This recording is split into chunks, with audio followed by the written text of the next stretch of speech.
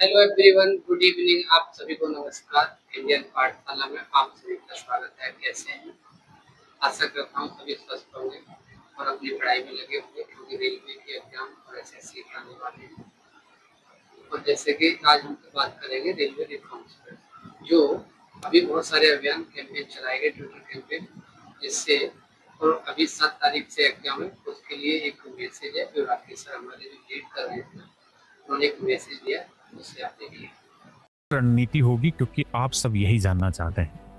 मेरे बच्चे, सबसे पहला काम आप सब इस बात को समझ लीजिए कि जब तक एक नहीं होंगे तब तक जीत भी हासिल नहीं होगी। दूसरी चीज, छोटे छोटे प्रयासों की जब तक आप कीमत नहीं मानेंगे तब तक जीत नहीं होगी। एक उदाहरण से समझाता हूं।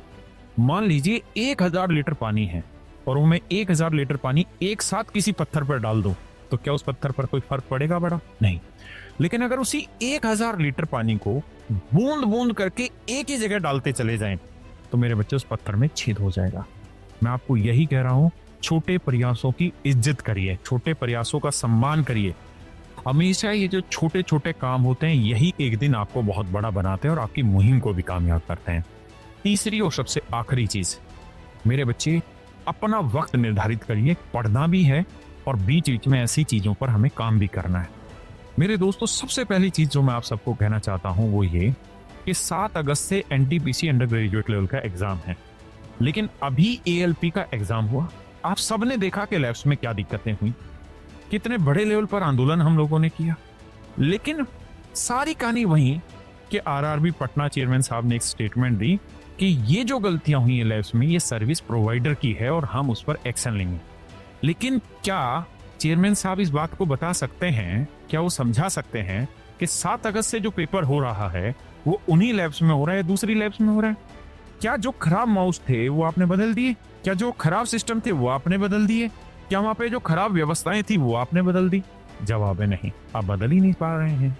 और 7 अगस्त से जो पेपर स्टार्ट हो रहा है, मैं अभी से आपको कह रहा हूं, बहुत सारी शिफ्टें फिर से कैंसिल होगी। जैसे एएलपी साइको टेस्ट की बहुत सारी शिफ्टें कैंसिल हुई है ना, इसी तरीके से मेरे बच्चे ये शिफ्टें भी आपकी कैंसिल हो गई। जब इतनी सारी शिफ्टें आपकी कैंसिल होंगी तो आप कैसे कह रहे हैं कि सर्विस प्रोवाइडर की दिक्कत है? ये तो रूट कॉज है आपका। इसमें सुधार कौन करेगा? इसकी जिम्मेदारी कौन लेगा? और आप फिर से आगे एग्जाम कराने की कह रहे हैं। तो मेरे दोस्तों, सबसे पहली चीज तो यह है कि मैंने अपनी तरफ से पूरा इंडिविजुअल लेवल पर प्रयास किया है कि हम रेल मिनिस्टर साहब से मुलाकात करें, और कोशिश है कि इस हफ्ते में हम मुलाकात करेंगे। जैसे ही हमारी मुलाकात होगी, हाथ जोड़ के उनके सामने सारा एक एक तथ्य समझाएंगे।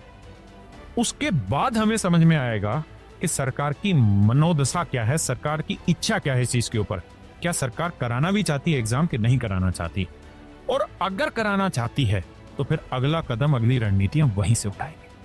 मेरे बच्चों, आप ये बात जानते हैं कि आधारभूत जो ढांचा है रेलवे का, ये एक दिन में नहीं बदलेगा, लेकिन विश्वास मानिए एक दिन जरूर बदलेंगे इसे। दूसरी चीज ये कि आज से यानी 21 तारीख से मानसून सत्र स्टार्ट हो गया संसद का। पक्ष और विपक्ष दोनों ही सदन में बैठेंगे, चाहे वो बिहार से हो, चाहे उत्तर प्रदेश से हो, चाहे बंगाल से हो, किसी भी राज्य का विपक्ष हो, वहां के जितने सांसद आज संसद भवन में बैठेंगे। मेरे बच्चों, ये सही वक्त है कि हम जिस दरवाजे से, सरकार के दरवाजे से जा रहे हैं, साथ साथ विपक्ष का दरवाजा भी खटखटाया जाए। मेरे बच्चे, राहुल गांधी जी से मैं खुद यहां से आपसे रिक्वेस्ट कर रहा हूं, राहुल गांधी जी, कि आप संसद में हमारा मुद्दा उठाएं। और मैं मेरे बच्चों आपसे भी रिक्वेस्ट करता हूं कि इस वीडियो को राहुल गांधी जी को टैग करें। मैं फिर से समझाता हूं हमारी मांग क्या है। रेलवे रिफॉर्म, रेलवे रिफॉर्म इसलिए जरूरी है क्योंकि आप कैलेंडर आउट नहीं कर पा रहे हैं। आपने 2024 का कैलेंडर अनाउंस किया जिसकी वैकेंसी आज तक नहीं भरी गई है। 2025 का जो कैलेंडर, उसका अता पता नहीं है। दूसरा, जिस भी जगह आप एग्जाम कंडक्ट करा रहे हैं ऑनलाइन सेंटर्स पे, वहां की फैसिलिटी 3rd नहीं, 4th नहीं, मतलब अव्वल घटिया दर्जे की है।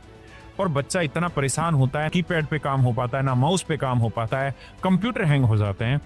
हम चाहते हैं कंप्लीट रिफॉर्म हो। दूसरी हमारी जो मांग है कि ग्रुप डी की जो वैकेंसी है, अगर 26 तारीख को भगवान ना करे कोई गलत फैसला आ गया या कोई ऐसा फैसला आ गया जिससे किसी बच्चों का हित मारा जाएगा, तो बहुत बड़ा हंगामा खड़ा हो जाएगा उस पर।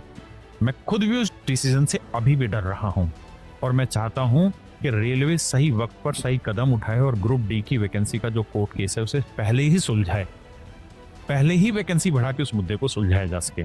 मेरे दोस्तों, आप सबको बताओ, एसएससी सीपीओ का रिजल्ट बन के तैयार रखा है, लेकिन आउट नहीं हो पा रहा है। क्यों? क्योंकि कुछ लोगों की ईगो क्लैसेस हो रही छोटे छोटे टेक्निकल मुद्दों पर।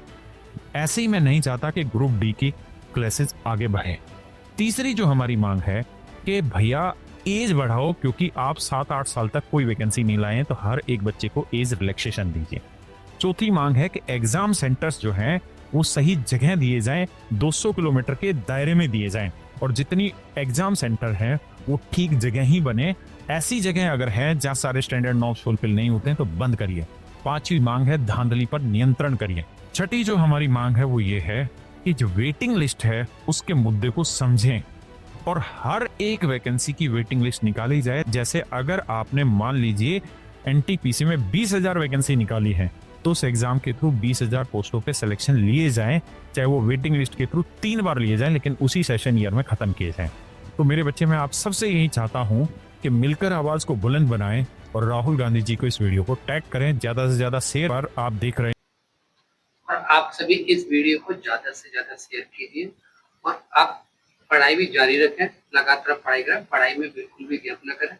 और आप अगर प्रैक्टिस लगाना तो हमने भी बहुत सारी आपको क्लासेस कराई है। आप देखोगे कि रेलवे के प्रैक्टिस सेट लगभग 51 है, आप उनके जाके अच्छे से प्रैक्टिस कर सकते हैं। और उसकी पीडीएफ अगर लेना चाहेंगे तो इंडियन पाठशाला के टेलीग्राम चैनल पर मिलेगी, और जो इसके डिस्क्रिप्शन में लिंक दिया गया है। Thank you so much.